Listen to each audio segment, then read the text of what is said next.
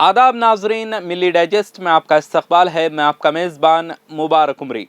तकरीबन 2 दहाइयों तक जेल की सलाखों के पीछे रहने के बाद मुंबई हाई कोर्ट ने मुंबई ट्रेन धमाकों के मशहूर इस मुकदमे में 12 मुसलमानों को बाइज्जत बरी कर दिया।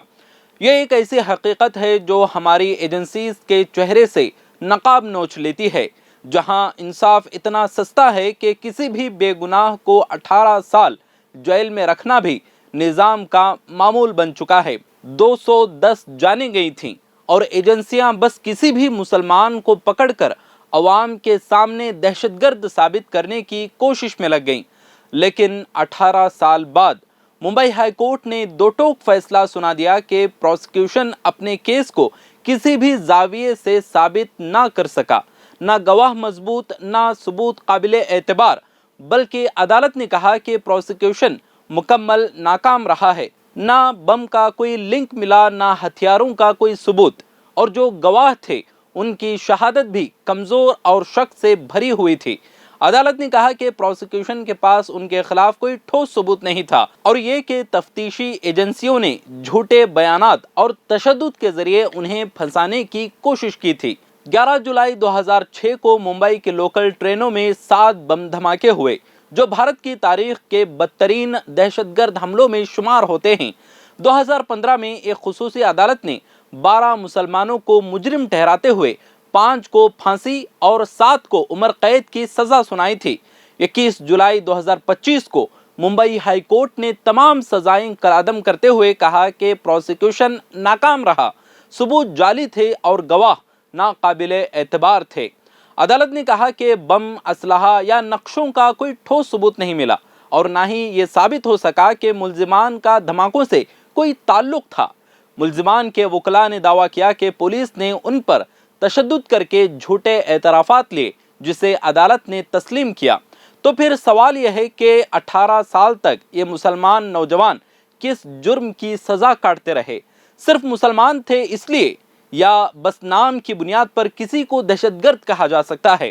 क्या हमारी सिक्योरिटी ऐसे नालायक इदारों के रहम करम पर है जो बेगुनाहों को पकड़ने में तेज और असल मुजरिमों को तलाश करने में फेल हो चुकी हैं?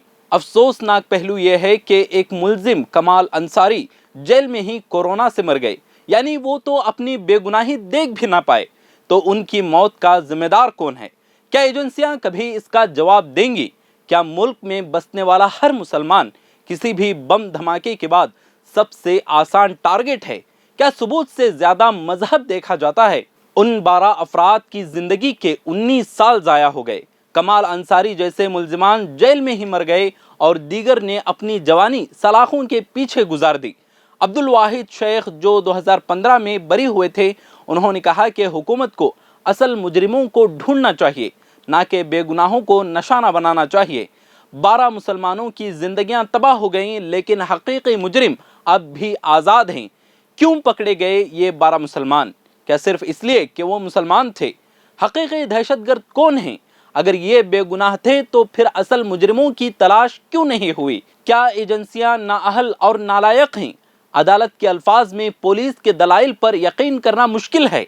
ये फैसला सिर्फ 12 बेगुनाहों की रिहाई नहीं, बल्कि भारत के इंसाफ निज़ाम पर एक बड़ा सवालिया निशान है। अगर एजेंसियां बेगुनाहों को फंसाने पर तुली हुई हैं, तो फिर अवाम का तहफ़्फ़ुज़ कौन करेगा?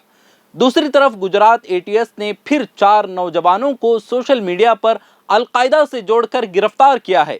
क्या ये वाकई सिक्योरिटी है या फिर एक और फाइल बंद केस तैयार हो रहा है? 15 साल बाद दोबारा यही खबरें चलेंगी कि ये भी बेगुनाह थे। गर्चे के सुप्रीम कोर्ट ने हाई कोर्ट के फैसले पर आर्जी रोक लगाई है, लेकिन दोबारा गिरफ्तारी का हुक्म नहीं दिया।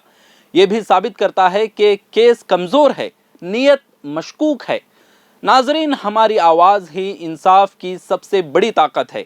अगर हम खामोश रहे तो कल यही जुल्म आपके दरवाजे पर होगा। ये वक्त है सवाल उठाने का, ये वक्त है नाअहली को बेनकाब करने का। अगर आप भी चाहते हैं कि बेगुनाहों के साथ इंसाफ हो और असल मुजरिमों को कैफर किरदार तक पहुंचाया जाए, तो इस वीडियो को ज़्यादा से ज़्यादा शेयर करें।